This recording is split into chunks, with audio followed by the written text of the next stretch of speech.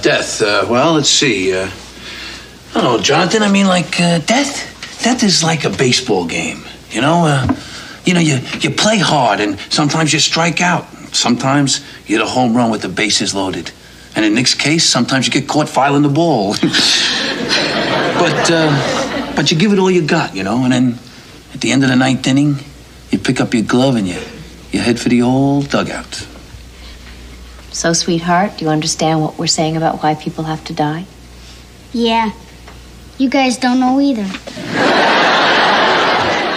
Hello.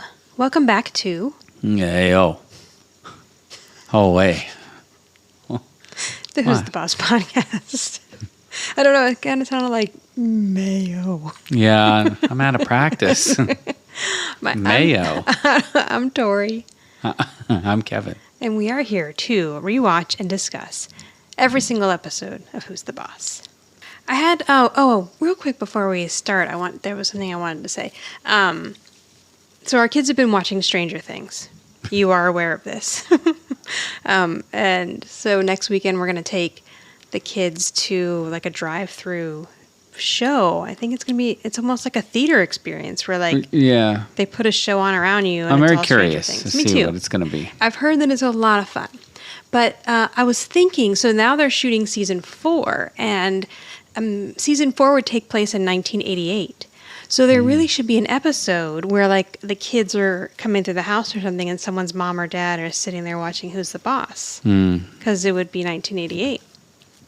And you don't watch The Walking Dead, but on season 4, I stopped watching The Walking Dead. But when I still watched it, there was an episode where it was the very beginning of the episode, and a character named Dwight, they're living in like this compound kind of prison place because it's safe.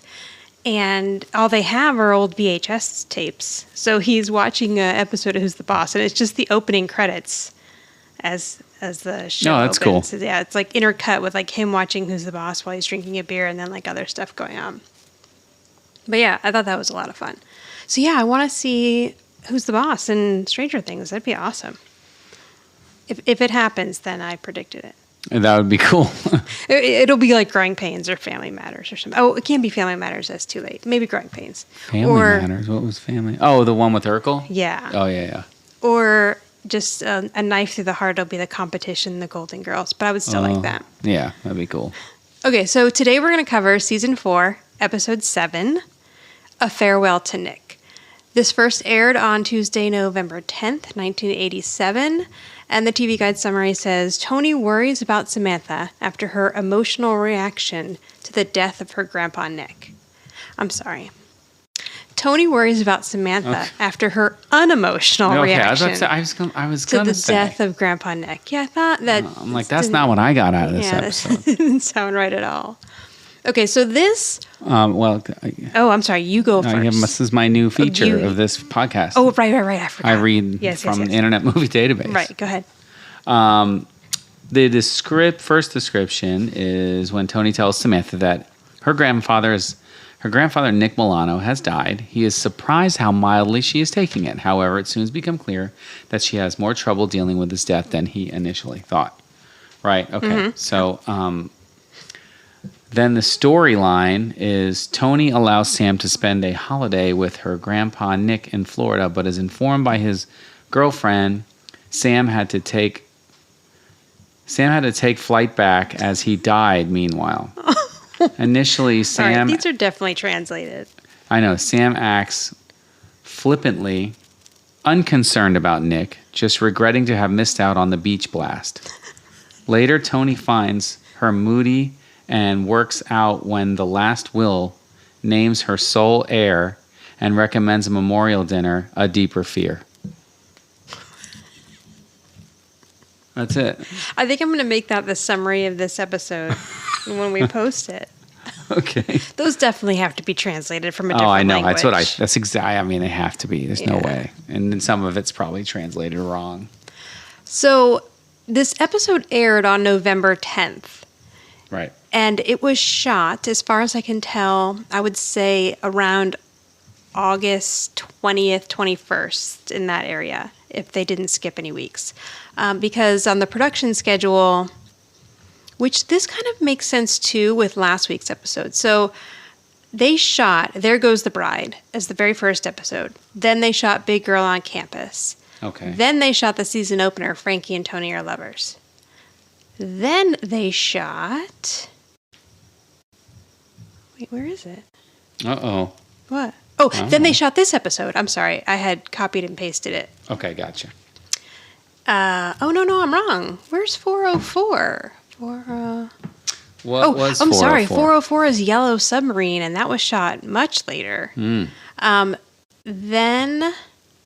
I'm sorry, that aired much later. It was shot as the fourth episode. Okay, I was about to say, yeah. Then A Trip to the Principal, and then this episode. Okay. So New Kid in Town, which we've already covered, right? 2 episodes ago? Shot after this. Was shot the 11th episode of this season. Oh. And I think they actually originally intended it for it to air later in the season, because that would make sense as to why... You don't hear anything about... Yeah, and Samantha's trying to go on a date with a different guy. Right. In 2 on a Billboard, because 2 on a Billboard was the 7th episode shot after this one. That makes more sense. So yeah, that does make sense. Okay, so the reason why I figured out this taping date was because 2 on a Billboard was taped the night of August 27th or 28th, so I would think that this one would have been shot on August 21st. That would be 6 months after James Coco actually passing away. He died on February 25th, a day after his last episode of Who's the Boss aired. And what do you think the title is? It a reference to a farewell to arms? I don't know. I mean, maybe. Hemingway book? Yeah. I don't know. It's a very different subject matter. I know, but yeah, just that makes sense, and it is just a farewell to Nick. So it probably just worked out nicely that it also aligned with that title. But yeah. So that's the other thing about. So this is a very special episode of Who's the Boss. Yes. It's the first one we've had of this. It's of this type, and I would say that it's not so much a very special because sometimes those were almost like way over dramatic just for the point of it. Like the one I really remember. Do you remember this?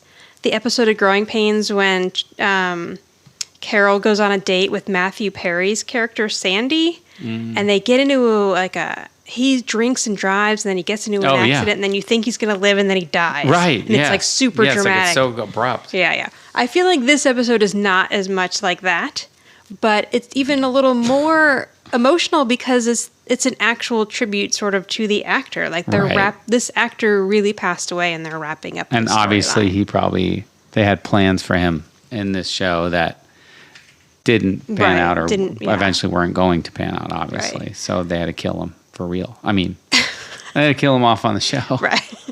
Because you're gonna wonder what happened to Grandpa Nick. That is true, but I also feel like this show could have just gone on and never mentioned him again. Yeah, that's true. Because so they've maybe done they that just with other wanted to, things. So it is kind of nice that they actually did wrap up his storyline here. And it was a good subject matter to kind of deal with, considering that Samantha has had a lot of loss in her life for the age that she is. True. Okay, so did I say everything I needed to? I think so. As far as setting, no, I didn't. Oh. You're wrong. I just saying say that things. so I move on. Okay, this episode was written by Lee Aronson and Mark Scheffler. And when I looked them up, they have written multiple episodes of Who's the Boss. This is the first one. They will write The Matriculator and Mrs. Rosini's Uncle. I have no recollection of Mrs. Rosini's Uncle. I don't either. So it'll be a surprise when we get there. Okay, so when this episode opens, Samantha is on the phone, and she is very excited. She's talking to whoever she's talking on the phone. She's like, that sounds like a tropical paradise. She's excited because the air is 85 degrees and the water is 82 degrees. Right. So Mona walks in at this time holding a shopping basket. I know. And kind of pushes Sam out of the way. Right. So she can get to the fridge and steal yogurts and stuff. Goes to the refrigerator and just starts chucking food out of the refrigerator into her basket. And Sam's like, Mona, what are you doing? And she says, I'm stealing food. And then she says, who says marketing is such a chore? I've never heard of going to the grocery store as marketing before. I think that's an old term. I don't know. Or did she just make that up? I don't know. Marketing. Yeah, I would think marketing is something else. So this can't be the first time Samantha has seen Mona just come in and start stealing food. I know. Just doesn't care though. And it doesn't really have anything to do with anything else that happens in this episode. And if anything, I feel like it's a more emotional episode with Angela and Mona later on. But I guess they just needed a reason for Mona to be in the kitchen. And they're like, let's have her steal some food out of the fridge. Good call. Yeah. So to set up kind of what's going on, Samantha is saying out loud, you're going to send me a ticket to go to Fort Lauderdale for the weekend? Mm-hmm. And she's like, okay, well, I'm going to have to ask him. And then Mona hears what's happening on the phone, and she's like, whoever you're talking to, do they have a friend who likes redheads? Right. Which is kind of odd, because what if she's talking to somebody her age? Right. Then that's weird. No? Right, yes. But again, they figured that those things coming out of Katherine Hellman's mouth sounded a little less weird than if it was coming out of somebody who was like in their 30s. I see. But Samantha says, no, it's Grandpa Nick. He's calling from Florida. So then Mona's like, oh, hi, Nick. And Nick must say to her to tell her something. And she's like, do I have to? Yeah. And then she's like, he says, kissy, kissy. Mwah, mwah. Yeah. And Mona's like, oh, good old Nick, still blowing hot air. Yeah. So Samantha's like, Grandpa, I would really love to come see you, but I have to talk it over with Dad. And then she pauses and she's like, no, he's not going to buy that I'm going on a field trip to a convent. So she's like, okay, well, I'll call you later and whatever. And then she's like, Mona says, tell him ta-ta and smoochy woochy. What's a smoochy woochy? I have no idea. Terrible. And Samantha's like, no way. Meanwhile, Mona's just eternally a tease to Nick because she turned him down several times. I know. And look at the basket. She has filled that thing up. It's overflowing. Tony's going to come in and be like, I went shopping and all of the food is gone. What happened? He's going to really think that they were robbed. Look at that. What's in the bowl on the table? Apples. Oh, are they? Yeah, I think it's apples. Oh, okay. They just look really dark on my screen. Like big red apples. Oh, okay. Fake ones. They're both, Samantha's very excited. She's like, this calls for a big trip to the mall, a weekend in Fort Lauderdale. So she asked Mona, like, will you go shopping with me? And she's like, you got it. Wait. Yeah. Sorry. No, what is the exact line? Because it all works. You're on. That's what she says. You're on. Yeah.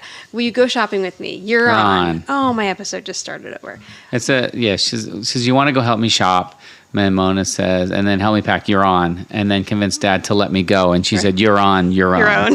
And then runs away frantically with her groceries. With all the things she just stole. That was pretty clever. I do like that line there. Yeah, it was. I laughed at that. So in the living room, what day of the week is this? Who knows? But because it must be the weekend because Mona's stealing food and Angela's sitting on the couch. Yeah, it's got to be close to the weekend. Yeah. And Tony is And the question dusting. is, though, if he's still working. If the weekend is coming up that she's going to travel. Maybe it's the following weekend. Okay, if he's buying the ticket, how does she get it? Because there's no internets. So he's physically mailing a ticket. Oh, that's a good point. Or can you? How did that I don't work? remember. Or maybe you maybe go to the airport and had it print out. Yeah, had it picked up or something. I don't remember. And he's buying a ticket like in a week in advance, so that's pretty. I think that would be pretty expensive, especially back then, right? Okay. Yeah. Who knows? Who knows where Nick's getting any of this money? I know. So in the living room, and this is a pretty cute scene. So Tony's dusting. So it must be Saturday because I think his only day off is Sunday. Right. And he pulls a feather out of the feather duster while Angela's sitting on the couch reading the newspaper. And he starts tickling her ear. So she's like smacking her ear like she's trying to get a bug away from her. He thinks it's hilarious, so he does it again. So wacky. And then she smacks a little harder. He thinks that's even funnier. So he goes in again, and then she's like, oh, okay. She realizes. So she hops up, turns around, and she says, if you do that one more time, you are in big trouble. He's not in any trouble. No. And he holds out his hand to show her that he's not shaking and he doesn't care. No. And then she kind of just laughs. Like, you can tell, like, she knows he's flirting with her and she's enjoying it. Yeah. it's a little odd that this is going to go on for 4 years, but whatever. It is, but... So then Samantha comes out and she says, Dad, there's a 3-day holiday weekend coming up and, family is really important and I feel like we should share the holidays with our family, giving thanks and worshiping together. And Tony says, Sam, it's Columbus Day. I know. And then she points out that Columbus was Italian. Yes, right. Yes, all good Italians should spend the holidays together. Okay, but so that's another reason to think that this episode might have originally been planned to air earlier because Columbus Day was like October 12th or something that year. So we're like a month off. But it's close enough. So, because it would have been weird for her to go to Florida for Thanksgiving. So Tony's still dusting, and he's like, no. And he says, not for nothing, but the idea of spending a holiday in Fort Lauderdale with your Grandpa Nick is not my idea of a vacation. And she's like, well, that's fine, because he didn't invite you. That's right. Yeah. So he's like, okay, well, then let me tell you this. You're not going on your own. And she's like, why not? He already bought me a ticket, which is kind of weird. Like, why would you buy the ticket without having permission? But this is why Nick and Tony don't get along. Right. So she's trying to convince him to let her go. And he's like, you're not going down there. And Angela's like, don't worry about it. He'll show her around, show her some sights, and she'll meet his friends. And he says, yes, Nick Milano's lifestyle of the poor and sleazy. Right, which is obviously a take from... Lifestyles of the Rich and Famous, right? Which was big in the 80s. Yep. What was the guy's name again? Robin Leach. Thank you. I couldn't remember that. Okay. Yes. So Angela's like, I think he's changed. He hasn't been in any trouble since last year. But Tony thinks that's only because he's using an assumed name. I know. He hasn't been incarcerated. He hasn't been indicted in anything, is what she says. Yeah. So Samantha's like, come on, Dad, I'm not a little girl anymore. And then she starts begging him like a little girl, please, please, please, please, please, and sticks her face in his chest. I kind of like that Angela had her back here and really... Yes. And there are several... Because she probably should have stayed out of it. Yes. But I know, but I feel like we're beyond that point. Yeah, you're now. right. We are. Like, you're right. Back in the day, Angela probably would have stayed out of it. But now... That's true. Not now. Yeah, now she kind of feels a little more empowered to stick her nose in there. So we cut to... Oh, look, Jonathan got to be in this episode. Yeah.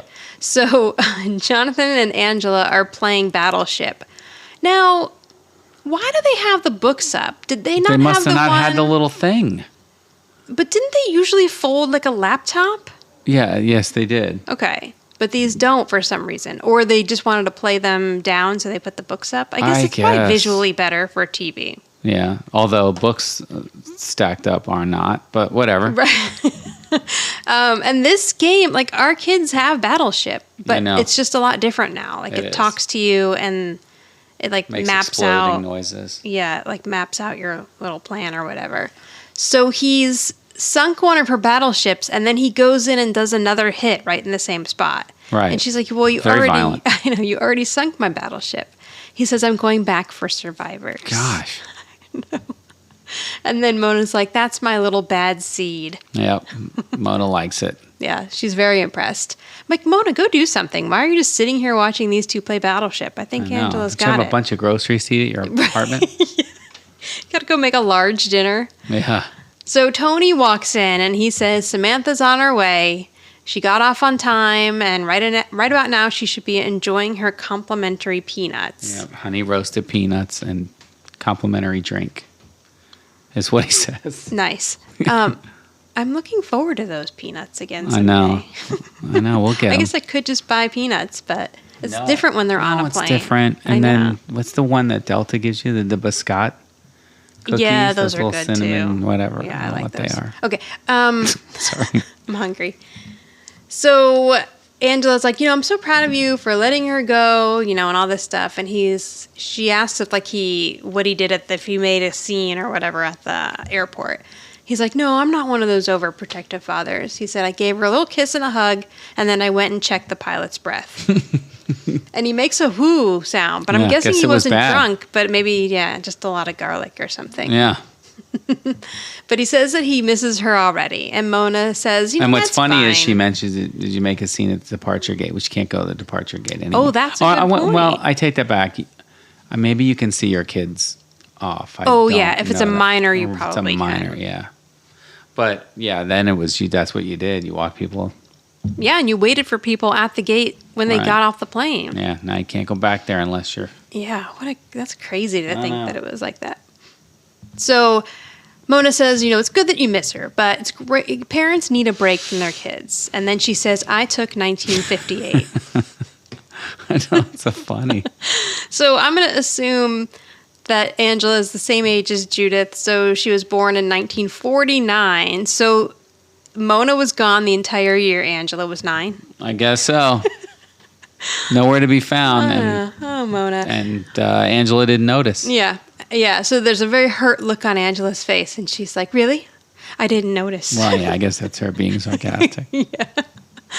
So he goes to get up to do something and the phone rings. So he goes to answer it. And then Angela tries to look at Jonathan's battleship game. I know, cheating. Over the books. Yeah, but he realized it and he starts covering and Mona scares her away. She's still doing it. She did it twice. So Tony answers the phone and it's Bambi, who is Nick's girlfriend. Of course, calling Nick's got a girlfriend named Bambi. Of course, yes. Calling from Florida. And he lets Bambi know, yep, Samantha's plane left on time. She's up in the air. She'll be there soon. And then you only hear one side of the conversation. And he's like, oh, but you're going to put her on the 4 o'clock flight back. Why? So now he assumes that Nick is in trouble. Yeah. And he says, something wrong? Is Nick in trouble again? Mona gets up. She's concerned. She wants to hear what's going on.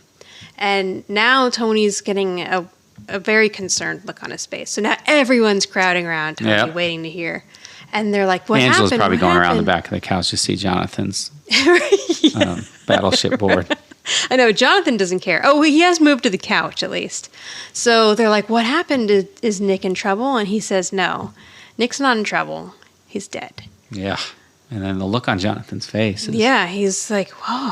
Oh. Which builds up to his scene here. So now we're in the kitchen. We're to assume that Samantha's still on her way to Florida or on her way back.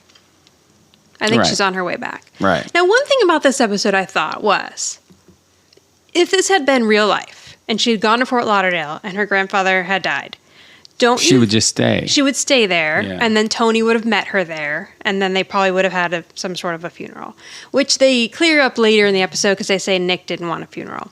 Right. But it would have made more sense for her to stay there and for him to meet her, but then the whole family would have to go, and then they would have to have all these different sets. So it just made more sense to have Samantha come back here for this. Yeah, but easier. It did seem odd that they would just be like, your grandfather's dead, get on this plane and go home. Right? And, not knowing that how upset she would be or not. Yeah, true. So Angela and Tony are in the kitchen. Everybody's just kind of quiet and solemn. Jonathan's standing by the counter off to the side. Mona walks in and she's saying, I still can't believe that Nick's gone. And she says checking out of the racetrack with who says that? Does Tony say that? No, she says that. It's Mona. Yeah, checking out the racetrack with a fistful of winning tickets in one hand and cheese nachos in the other. Man, the man's dead. Cheese nachos. But Nick would have been very happy that way. I know, but then it leads into something even more ridiculous. Yeah, so Tony's like, that's how he would have wanted to go. Yeah, knowing Nick. And then Mona says, no, that was his second choice. I know, and I love the look that Angela gives her. Like, she's pointing at Jonathan she's like, no, Mona, don't go into that story, please. Jonathan's right there. Right. Yeah. That's so funny. So now Jonathan turns around, walks over to them at the table, and he asks, do you think Nick went to heaven? Yeah, heaven or hell? Yeah, heaven. And Angela's like, I'm sure he went to heaven. And then Tony's like, huh. Then he starts laughing. Yeah. So Jonathan says, why do people have to die anyway? The really sad thing about this scene, well, there's a couple of sad things about this scene. One, it was 6 months past when this happened, but they are kind of doing this as a tribute to the actor who has really died. And now watching this, Katherine Hellman has also died. So it just kind of makes Oh, it a yeah. little more like, ooh. Yeah. Yeah, that's true. So he says, why do people have to die? And then Angela's trying to explain it to him, and she's like, it's just the natural scheme of things. It's something that you have to learn to accept. There's a time for everything. There's a time to live, and there's a time to die. A time for every purpose under heaven. And then Tony says, turn, turn, turn. I know. What is the name of that song? I can think hear it it's in my turn, head. turn. Is it turn, turn, turn? I think so, yeah. I can't remember who it's by. The Mamas and the Papas or something? No. All right, you look it up. I should know that. So then... The Birds. My God, I should have known that. Oh, gosh. I don't even know who the Birds are. The Birds were like a combination of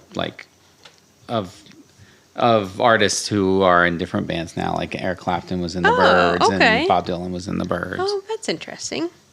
Yeah. So then Mona says, Jonathan, I don't even think of death as an end, but more of a beginning with a door opening and a whole new world. It could be very exciting. And again, that's sad because Katherine Hellman has passed on. So it's like, hopefully it was a nice beginning to something. And then Jonathan kind of looks at Tony, waiting for some sort of explanation from him.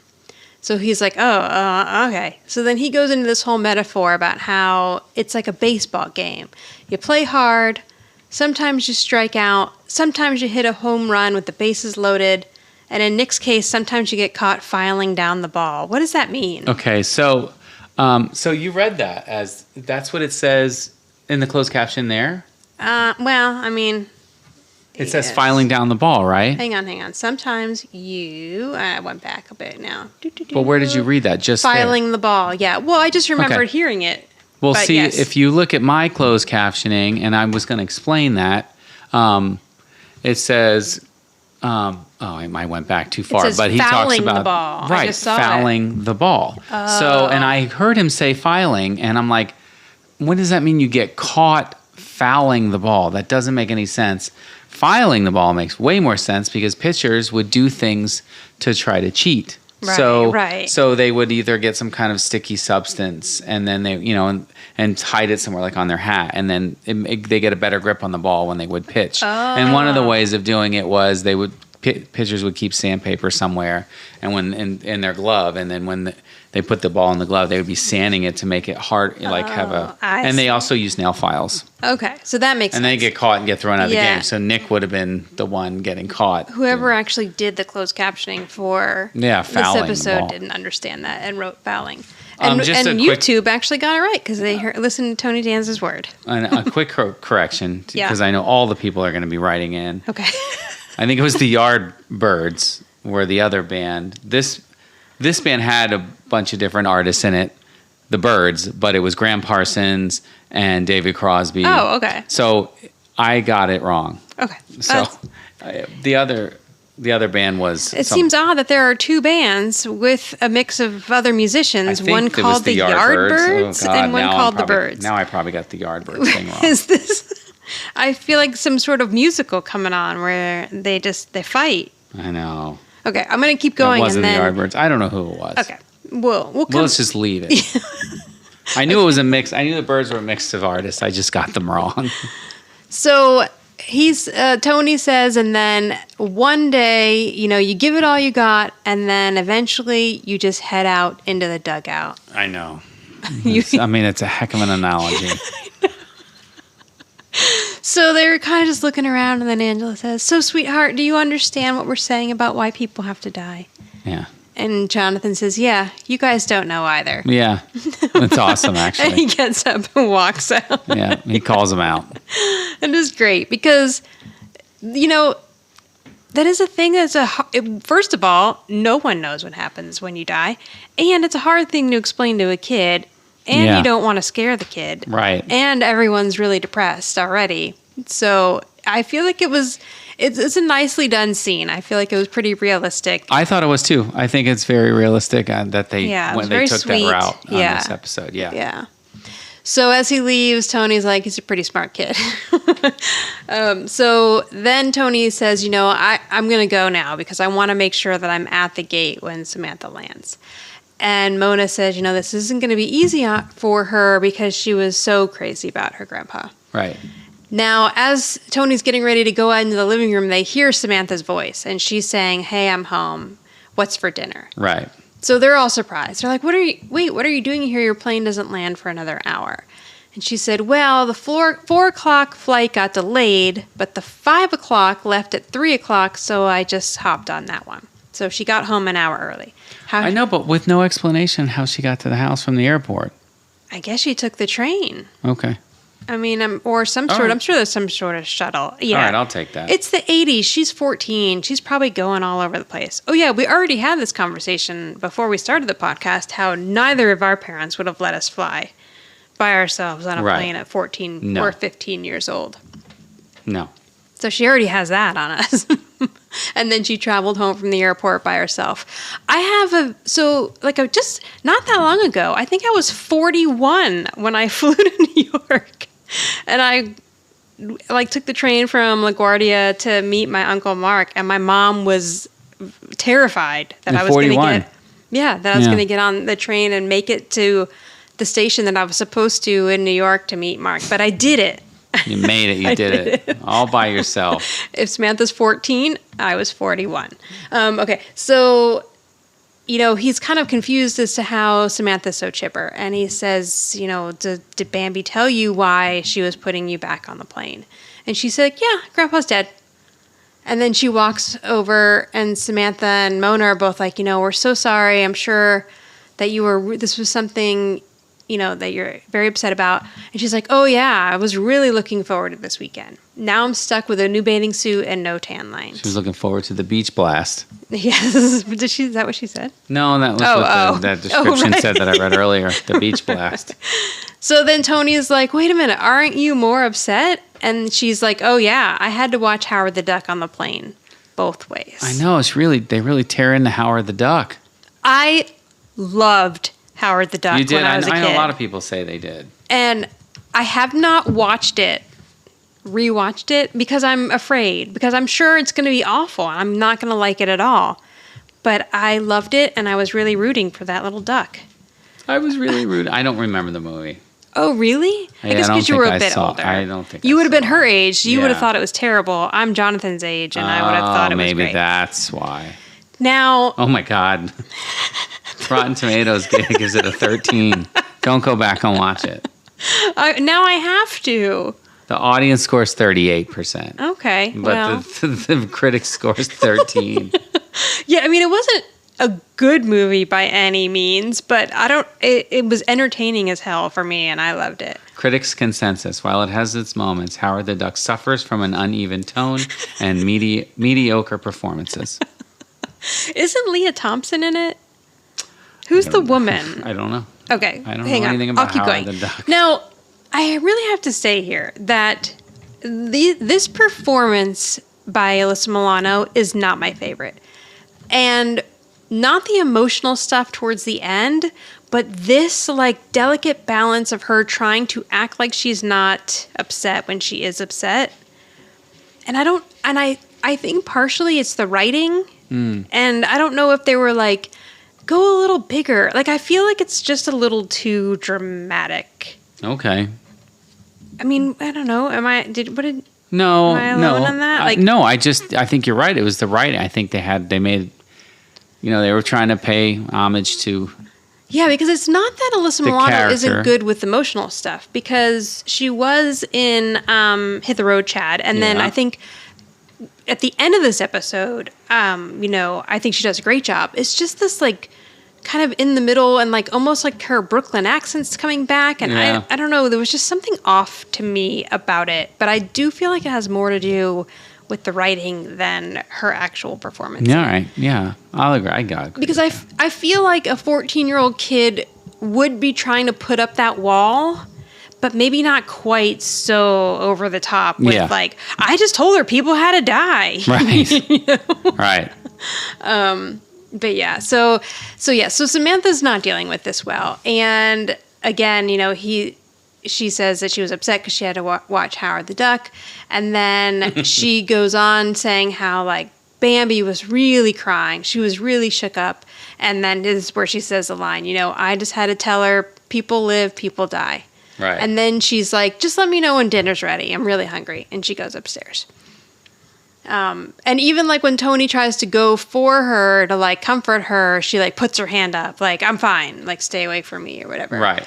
And she runs upstairs. So we would imagine that when she gets upstairs, she's probably upset, but just not trying not to be upset in front of other people.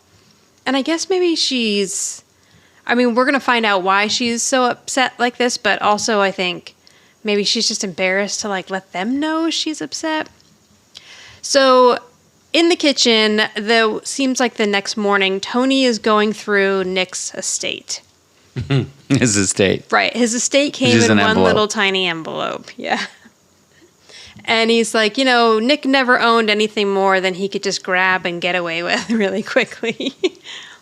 Still making him out to be the crook that he is. I know, or was. But yeah, we got to keep it in character for Nick. Yeah, exactly. So he shows Angela, look, this was his favorite loaded dice, and he drops it and it lands on 7. So what is that, like a dice that's weighted? Yeah, I guess so. Yeah, I don't know, but it'll always land on the right. Yeah, because it can't have, like, all sevens. Craps is like what the ideal number for 7. For 7 is the ideal number for craps. My God. And Angela's looking through the stuff, and she finds a Tony Micelli baseball card. So now Tony has 2. I know, and that one looked like it was in pretty good condition. Yeah, didn't have the corner folded. Yeah. And she's like, this must have meant a lot to him. And he said, it must have, because it has absolutely no monetary value. I know, and it's kind of a sweet moment, and then he just throws the card and goes on to the next thing. Right, yeah.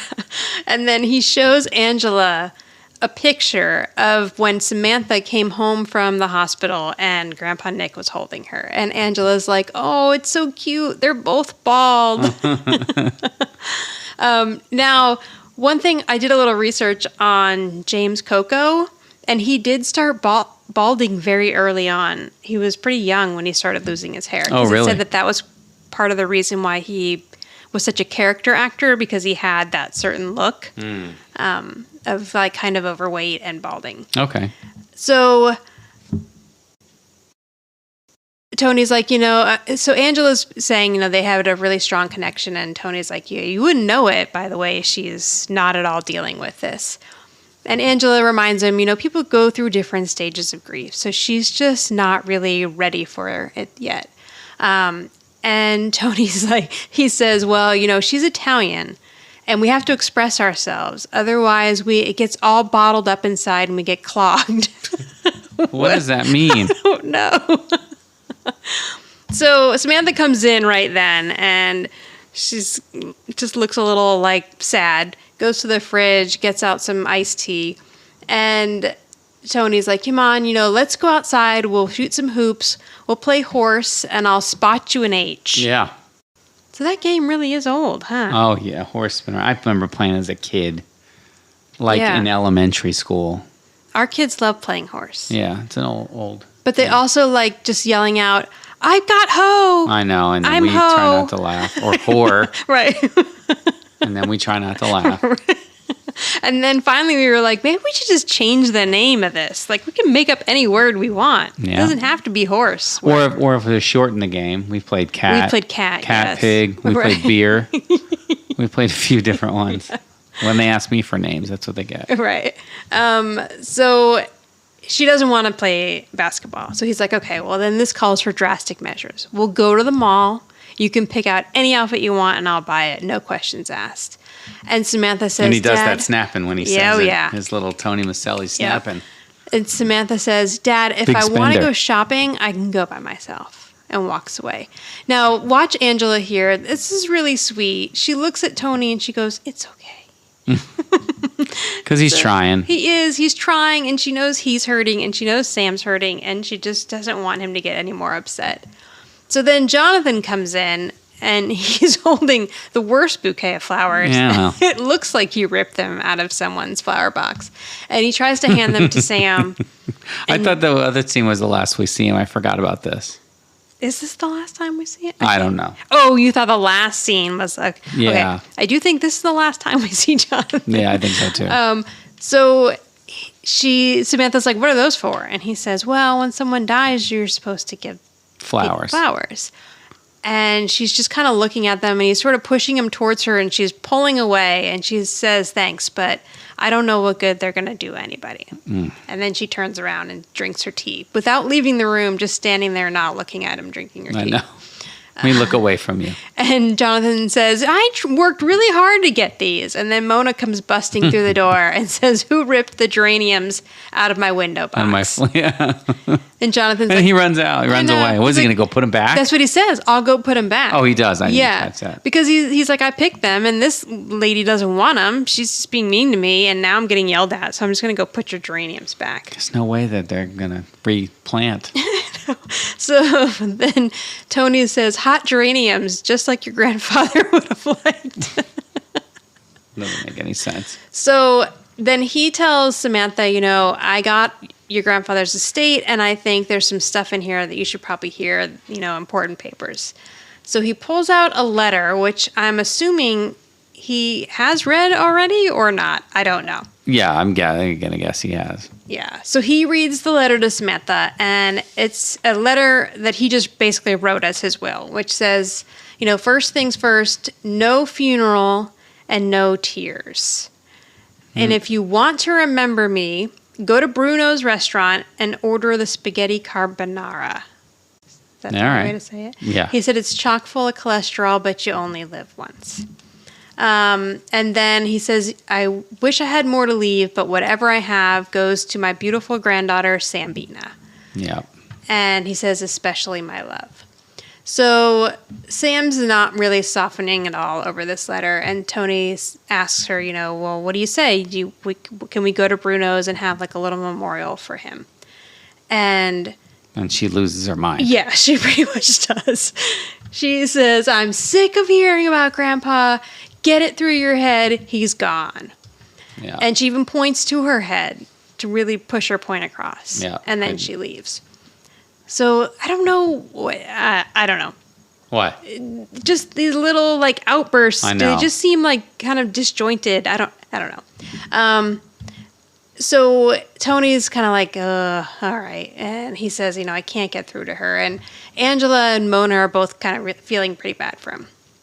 Right. But then he's just like, yeah, I can't get through to her. So he has to send the big guns in. Right. Now, my thought is, you think they told him that they were going to go do this, or they just went and did it?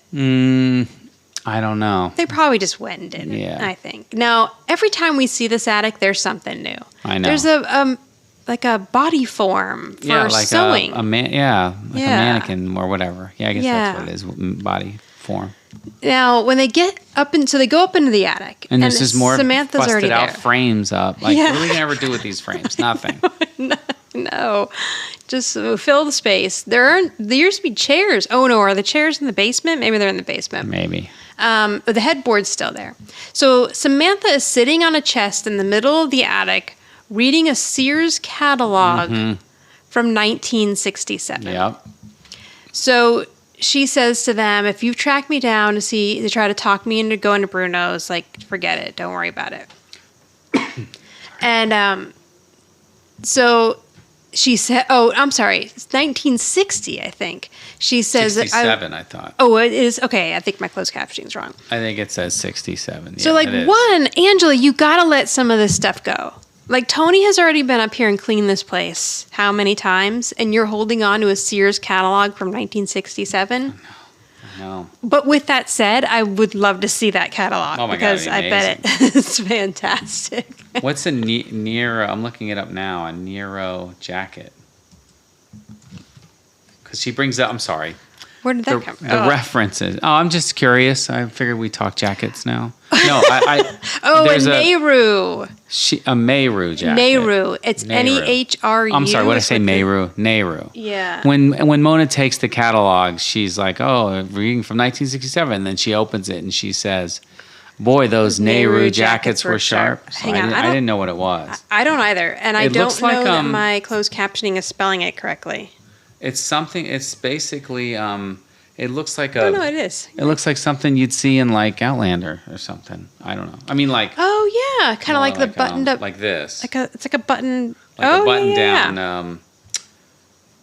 More steampunk, I guess. Yes. I guess that's considered Nehru. I guess I could read it instead of just looking at pictures. No, I'm good at pictures. I have a picture, and it does say Nehru jacket, but this one's almost like a vest where you wear a shirt under. It is very Outlander looking to me, also. Okay, sorry. Yeah, sorry, I derailed. Well, I just wondered what a Nehru jacket was.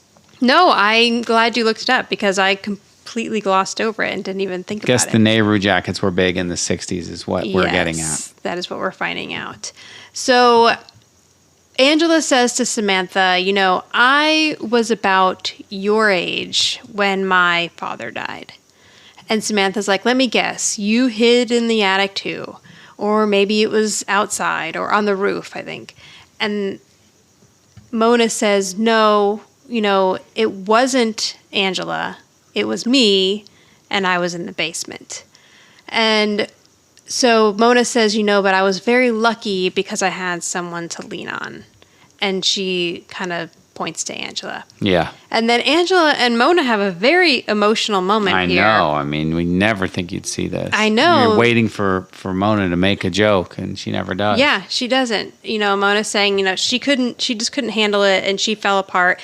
And we've heard this story before. We heard that when, I can't remember which episode it was, but when Angela's father died, she really couldn't make any decisions, and Angela paid all the bills, and it was the episode where Mona gets her own apartment in the backyard. And so they kind of say that like Angela sort of took over, and it might be a little bit why she's so strong-headed and strong-willed. Mm-hmm. So Angela's saying, don't be silly. You were the strong one, and you helped me get through it. So, yeah, they get emotional. They hug each other. There's lots of mama and baby. And Sam's like, okay, I'll go to Bruno's. I know, just to make it stop. Right. Yes, like, please. She says, no more mushy stuff. Mm. Oh, sappy stuff. Just stop it with the sappy stuff. And then she walks away. So now we're at the night where Samantha is going to Bruno's. Yeah. Now, here's my question. Yeah. So, what was, no, I mean, it's not, I won't completely derail the show. No. I thought you were going to have the same question I have. Go ahead. What is, I mean, if he's in Florida, how long has he been in Florida? Was he just there for the summer? Or? My thought is that he has been in Florida since he left and ran away because he was worried that inmate was going to beat him up because he stole his book, right? I guess so. Yeah, I guess so. But then where's Bruno supposed to be? Brooklyn? Yes. So my thought is Bruno is either in the city or he's in Brooklyn. And I guess he hasn't gone there in a while because he's been in Florida, but he's still, well, I don't want to. Yeah. Spoiler alert. No, I agree. I feel like, and the guy says I haven't seen him in a while. That's true too. So they do cover that. Yeah. Part. All right. I'll take so that. I'm thinking that when he was here, this was one of his favorite restaurants, and he hadn't been there. I'll take that. I'll accept that. And we're to think that like 6 or 7 months have gone by, so that's why he hasn't been around. Okay. Jonathan was not invited to this dinner. No, not invited. No.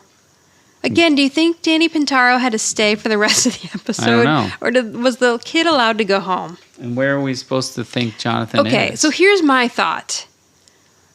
I think this is a work day. They're going... Samantha and Tony left from Connecticut, went to wherever this is, in the city, in Brooklyn, Little Italy, I don't know. Okay. And then I know where it you're going with seems this. as though Angela and Mona have met them there after work. Right, because they say something about being working girls. Right. So my thought is the only way for Jonathan to be here is if they brought him, and so then he would have been here for this whole exchange. And it really would have been awkward because there was nothing for him to do.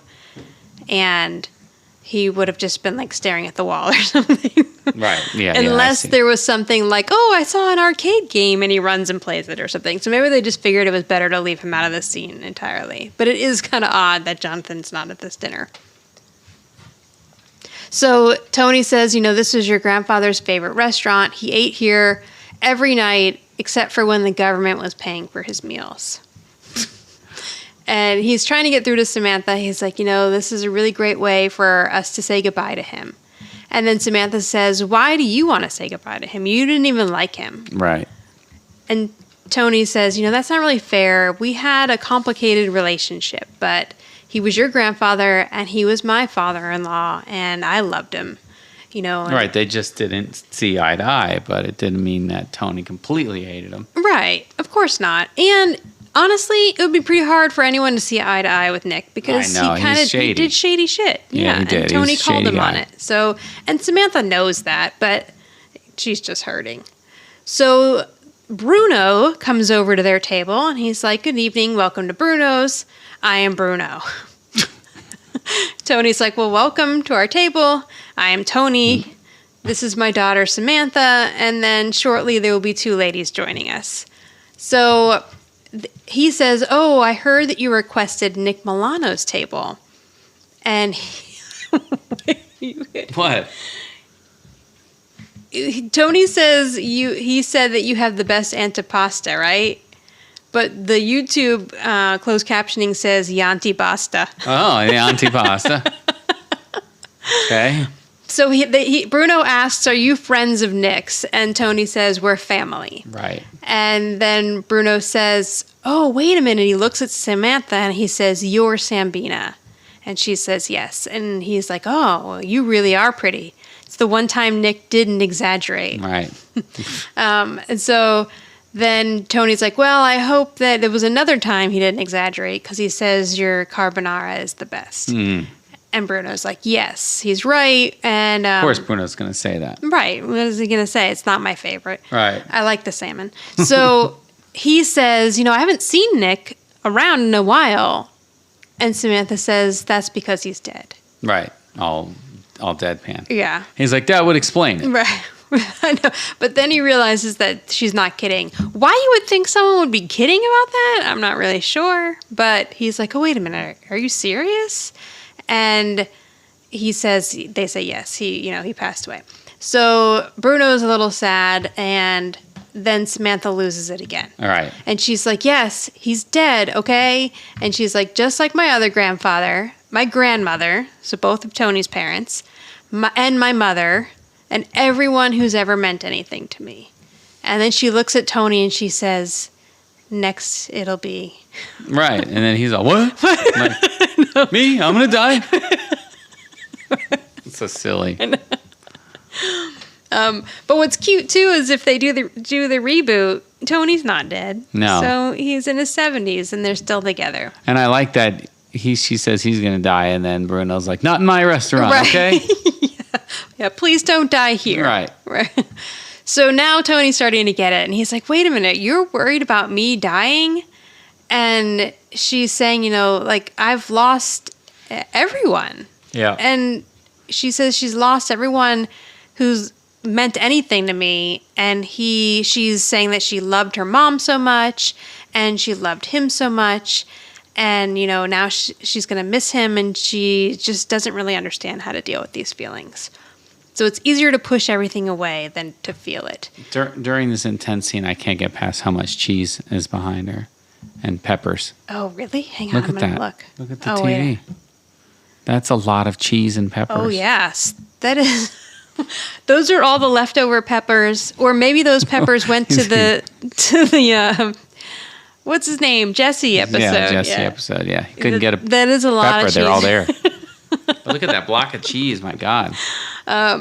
So now I got lost. Hang on. Sorry. And he's like, she starts crying. And like here, I think Alyssa Milano does a fantastic job. Yeah, she really did. She Yeah. really did. Sorry, I should have not taken away from this No, moment. no, it is funny. And, this is quite a bit of material for her. Like, we've only seen Samantha really cry one other time, and it was that Hit the Road Chad episode. So this is really only the second time, and it's a sitcom, so there's not a whole lot of opportunities for these kind You of don't scenes. want every episode somebody's crying. Right. So she just says, I loved him so much, and I love you so much. And then they start hugging, and he tells her, like, this hurts, but you can't stop loving people just because you're afraid that you're going to lose them. And he says, your grandfather lost his daughter And he still made sure to keep his heart open and to love people. So they kind of work through this, and, he's telling her, I know that it hurts, and it'll get better. So right around then, Angela and Mona come in, and they're all, I don't know. Is that where Mona says, you have any room for two working girls? Right. I feel like they're trying to come in with the mood light to like keep it happy because they're not really sure what they're walking into. Right. They're not. Yeah. Yeah, that's a good point. So they get there, and then Angela sees that like Samantha's wiping away tears. And I love this part too because this is such like a parent thing. Angela looks at Tony and mouths, is she okay? Yeah. And he says, yes, she's okay. So like I feel like that's just such a quiet communication that two parents would have when their kid is upset and the other one doesn't know what's going on because they just got there. So Mona's like, all right, well, don't hog the breadsticks. So now Bruno comes over and he has wine, the house wine. So he pours a glass for everyone except for Samantha. I mean, come on, let this poor kid have a drink. Yeah, really. My God, it's been through a lot. Gotta drink grape juice. Yeah, I mean, she's 14, just a little bit of wine. So Bruno pours her a little glass of grape juice. She sniffs it and she says, it's got a nice bouquet. Excellent bouquet. Right. And then next thing you know, 3 people storm the room and claim to know Nick. Yeah. They came out of nowhere. Like they couldn't even have known they were talking about it. They're the other people who are eating there every single night. Oh, yeah. So Bruno takes the menus away and he says, you're not going to need these tonight because I'm going to make you a medley of Nick's favorites. And Tony's like, great, we're going to be here a while. Yeah. So yeah, now up to the table is Phil. Okay. And then, what is her name? Oh, shoot. Oh, I had it. Hang on, I got it. It's Phil, Connie, and Mike. Okay. So Phil, and now I tried to look up to see if any of these actors were also like Broadway actors or had worked with James Coco in some way, and I cannot make a connection. So if they did know him, I don't know how, but they may have just also been cast as, the characters. I just thought maybe they would have used some actors that maybe he had worked with or something to be a little more sentimental, but I'm not really sure. Yeah, you don't know. Phil, we have seen on the show before. So he's played by Phil Rubinstein. He has also passed away. He died 1992. Thank you, 92. And I believe we've mentioned that before because he's also in the episode The Christmas Card. He is the dealer who sells Angela the Tony Micelli card. Funny that the card's also in this episode. I know, that is interesting. They were like, oh, remember that guy? Let's bring him back. And then Connie is, Maria Adams. Mm-hmm. She is still working. Oh, okay. Good for her. She, Young and the Restless, she just did something in 2019, Beneath the Leaves. Yeah, so she's still working. Oh, that's good. I know. She was born in 1938, so that means she's 83, I believe. Wow. Yeah, nice. Yeah, you're right. Okay, and then Randall Caldwell is Mike. And he has not done as much acting, but he was a writer on the television show Judging Amy, which I remember that show. I don't think I watched it, but he wrote on that show. Oh, and then I'm sorry, I forgot about Anthony, who is Bruno. Oh, yeah, Bruno. What was Bruno in? Let me see here. Bruno. Lots of stuff, but kind of just one thing here and there. Yeah. Oh, he was also in Taxi. Oh, wow. Okay. The there you go. Stickman and Alex Goes Off the Wagon. Cagney and Lacey, A-Team, Night Court. This is his only episode of Who's the Boss. Yeah. Okay. Sorry. So now, where were we? They were... Yes, so they come over to the table and they say, we're good friends of Nick. So Phil says that he was his bookie. Connie was a lady friend of some sort. Right. And then Mike says he was closer to Nick than anyone because he was his parole officer. I know, it's funny. So Tony introduces them to Samantha, Mona, and Angela. And then Connie again looks at Samantha and says, "Oh, you must be Sambina. You know, he loved you." Mike gets down on one knee and says, "Oh, he was always talking about you. He was so proud the day he got you a beautiful stereo system."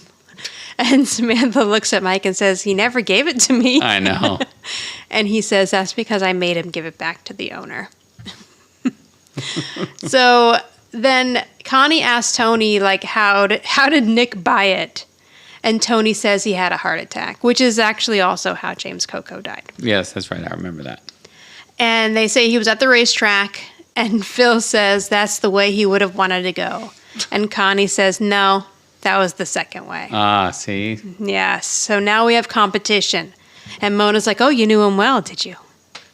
And again, it's like this old kind of trope where these two women are going to argue now over some guy who neither of them knew of each other's existence. And Mona turned Nick down how many times? Right, exactly. So, but now she's going to be all angry and like competitive with this woman she doesn't know. Like, it's so bizarre.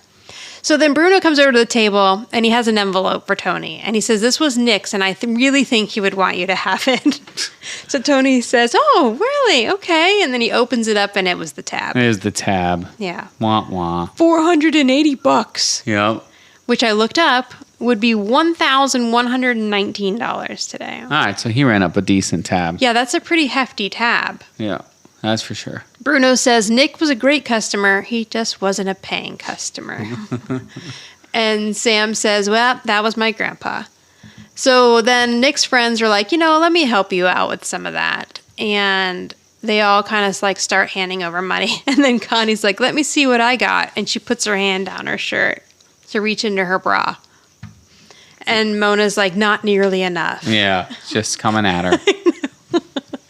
But Bruno says, "You know what? I'm just going to take this." And he rips it up and he throws it away. So now no one has to pay Nick's bill. And I'm pretty sure Angela will be paying tonight's bill, so Tony gets away scot-free. Yeah, pretty much. So then Tony gets up to give a toast, but Samantha stops him. And when you think she's going to be like, "No mushy stuff," instead she says that she would like to give the toast. So she gets up and she gives a sweet toast, that I loved him very much, no matter what he did, and I'll always love him. And like, this is really sweet because, again, like, I mean, I'm sure they didn't have any sort of close relationship with James Coco. I don't know how well they knew him. I mean, they had worked with him a few times at this point, but it is just kind of sweet to end on this note and to like, really pay tribute to him this way. Yeah, that's good. So then they all say to Nick, they lift their glasses, and Mona breaks out in a song. I know, which completely killed it for me. Because first of all, they break out and he's a jolly good fellow, and he kind of wasn't. Right. I know what I mean? He kind of was a slime ball. There's nothing good about him. I know, but it just gives Katherine Hellman a reason to sing. No, I know. Yeah. And maybe they're, hopefully talking more about James Coco. Yes, I'm sure. He's a jolly good fellow. Come on. So then Samantha's like kind of crying still. Tony's hugging her. Everyone's singing. Right. And they slowly zoom in on a picture of James Coco with, as if Nick Milano had signed this picture, like you see hanging in a lot of maybe he restaurants. signed it and left it. Yeah. Yeah. So that but it was cool the way they did that, and it is actually for somebody else signed it because it says love Nick. Right? I know, and it's not whoever does Angela's handwriting normally. So I thought maybe it was his nicely. like actual. Oh yeah. Like he signed something and left on the Who's the Boss stage or something. Right. Yeah, like I mean, honestly, I would have been fine if that had said James. Me too. Because me too. I would have made the connection, but right. I don't know. Maybe they didn't think that it would fit. But then they do put up a little slate at the end that says, "In loving memory of our friend James Coco." Yeah, exactly. So a little more about James Coco here. And then there's the slate. Yep, in loving memory of our friend James Coco. So he was born March 21st, 1930. His parents were Felice and Ida Lescoco. So it says Coco was shortened. Yeah. And easier to say. Yeah, Probably. and Tony Danza did that too, because his last name is Danza, and he shortened it to Danza. So it says that he began acting right out of high school, and when he was born in Little Italy, so he lived in New York City. And because of his look, where he was kind of a little overweight and prematurely balding, he always kind of fit into that certain like character actor look. He worked on Broadway. He worked with playwright Terrence McNally, who wrote Frankie and Johnny and the Clair de Lune, that play that I love. Oh, interesting. Yeah, and where they got the Frankie and Tony are lovers title from. Yeah. But he was in one of his like a less successful ones to begin with, that it closed like on opening night. Oh, no. Yeah, but then afterwards he went on to work with him, and they had some better successes. And he was on Broadway for a while. He also worked with Neil Simon, so... Oh, wow. Yeah, and then Who's the Boss is listed as one of his many television appearances. Trapper John M.D., Edge of Night, Murder, She Wrote, The Muppet Show. Oh, he was on The Carol Burnett Show. Oh, wow. The Love Boat, St. Elsewhere, and it says that he had a reoccurring role as Nick Milano on the sitcom Who's the Boss. So yes, and then he passed away February 25th, 1987 of a heart attack, and that was the day after his final Who's the Boss episode aired. Very good. Yeah, you had all the information on him. Very nice. No, I mean it's nice to know the back, because the episode was dedicated to him. So. And the thing is he's not in the episode at all, so it's kind of odd because there's this whole episode around him, right, that he's not a part of. But yeah, so that is James Coco. Now, I do remember who did Rating First last, and it was you. It was. So I'll go first this Okay. time. Okay. I gave this episode a 7. Okay. Yes. I mean, I liked it. It was definitely an episode I remembered as a kid. I think at the time I didn't think that Samantha's behavior was as like jarring as I feel it is now, but probably because I was also a kid. So maybe it like, maybe in that age group it seems more like realistic emotions that a child would have. But looking at it now, I'm kind of like, But I just really liked the tribute to him. And I was reading an article where somebody was saying, like, they enjoyed this episode. They found this to be a more, like, a deeper and emotional episode than any of the ones that he was actually on. Nah. And I kind of agree with that because, like, the actor is great, but the character of Nick Milano was always kind of like, do I like him or do I not like him? Right. Flighty. Yeah. So I appreciate that they gave him kind of this wrap up to his storyline. All right. I'll give it a 7 as well. Nice. I thought overall it was like a good story. It was a good way to wrap up Nick's life. Again, I mean, I agree with you about Samantha's scenes. It was a bit much, but I mean that's the way they wrote the episode, and that's the way she dealt with it because she did have a lot of she's lost a lot of people in her life. Yeah. So maybe this time she just shut down because she doesn't know how she's going to react if she loses like her father or anybody else. Right. So, and then I like the Jonathan scene where he asks about. Yeah, that was really sweet. Death. Yeah. And then the way they handled it, and then the outcome is funny, in a way, because it's like that is so true. Like when kids ask you those kind of questions, you're like, oh God, right? Am I going to answer this correctly? Right. Because I don't even know how to really answer this, right. So yeah, I'll give it a 7 too. The other thing too was I liked how, even though this episode had nothing to do with them, there were still some really sweet Tony and Angela kind of co-parenting moments. Yeah, there were. Yeah. Which I thought was really nice. Good point. Yep. Kind of showing how they're, and it seems like it's times like this where, families do kind of lean on each other and stuff. So that was sweet to see. The rare moment between Angela and Mona. That's true too. Yes, we normally don't get that. Yeah. And even Jonathan and Samantha, although she was pushing him away, but poor Jonathan. I know. And then he didn't get invited to dinner. And he loves Italian food. Oh, maybe they brought him something home. Oh, hopefully. Who's the boss around here? Me? Or my mother? Or maybe it's you? So this was a tough one. Yeah. And I don't know. I went with Tony. Okay. And the only reason is because he didn't really give up, and he tried to get the emotion out of Samantha. Do you know what I mean? Like he's still like hanging in there, knowing that she's got to come around or whatever, or realize, or she has to grieve, properly for this, and he would not let that.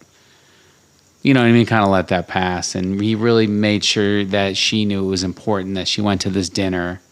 Because that's what Nick wanted. Right. You know what I mean? This was his place to go eat, and that's what he wanted, was for them to go to dinner. No funeral, no whatever he said, spreading ashes around. I don't remember what he said, but just no funeral, no tears. No tears. That's what it was. So I mean, there were tears, but right. But anyway, yeah, I would pick Tony in that just because he kind of stuck to his guns or whatever. So yeah, Tony was my first thought, and then my other one was Jonathan. No, Bruno. The three of them sort of worked together on this one. Yeah, I know. That's why it was tough. Yeah, and like that, I'm probably not supposed to do that because that's really going to mess up the count if I'm actually ever going to go back and write these down. All three are the boss. But I'm thinking that Tony, Angela, and Mona really kind of worked together to get Sam to come around. Well, then they would each get a point. Okay, yeah. So yeah, like what you're saying is exactly true. Tony did not give up, and he kept trying to work at it and get her to talk about it. It just took them to kind of break the ice a little bit with her. Yeah, well, like they went up to the attic and right. they got her to go to the restaurant, and they kind of tried to make the best out of it. They go to the dinner also, like, right. To kind of support and say goodbye to Nick. So, right. Yeah, I just kind of thought that they sort of worked together like a family in this one. That's what I wanted to bring up earlier, too, was, yes, like, this is a sitcom, so we're never going to deal with this and we're never going to see this. But the idea of Samantha losing her mother when she was little. Right. We don't even really know when Tony has no parents, and he's never had parents since we've met him on this show. So we don't really know when they passed away. That's true. But so he's young to not have any parents. Then his daughter lost her mother. He lost his wife. Like, there's a lot of loss in that family that, we don't even really see it be part of their characters, I don't think. It's kind of just like, oh, we started here at this point and we're completely past it, which I think is interesting. But again, it's a sitcom. Like if this was a drama, then maybe they would deal with some more of those emotions, or that would be kind of built into their character more. But a sitcom, you don't really have time, or you can't really do that because the whole episode's supposed to be jokes. Like even having an episode like this one is so unique for this show because it wasn't full of jokes and there was more poignant moments and stuff. Okay, so you can reach us at... We did everything, right? I think so. You can reach us at the Who's the Boss podcast on Instagram or Who's the Boss Pod 1 on Twitter. On Facebook, our page is the Who's the Boss podcast page, or go to anchor.fm/WTB podcast and leave us a voice message. The episode we're going to get, next we get to get back to funny stuff. Hell on Wheels is the next episode. Yeah, I saw the beginning and it looks wacky. Yes, it's silly. I already see wacky. Tony's in a wheelchair doing some fancy... we have a lot to talk about because it's like, how does Tony Danza know how to do all these fancy moves in a wheelchair? I don't know. We'll figure it out. Danza. All right. Well, thank you, everyone. All right. Bye. Bye.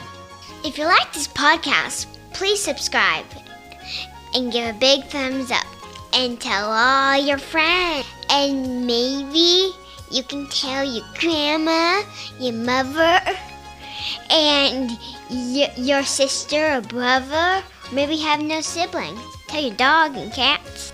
Bye.